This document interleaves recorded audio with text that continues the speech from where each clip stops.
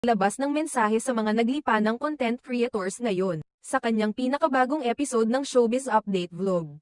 Naglabas ng saloobin ang kilalang talent manager at showbiz commentator na si OG Diaz kaugnay sa mainit na isyong kinasasangkutan ng aktor na si Jake Ejercito at isang content creator o vlogger na nagpakalat ng video ng anak nitong si Ellie. Kahit wala umano itong pahintulot. Ayon kay OG, nauunawaan niya ang galit at pagkadismaya ni Jake, lalo na't ang sangkot ay isang menor de edad na hindi naman bahagi ng industriya ng showbiz.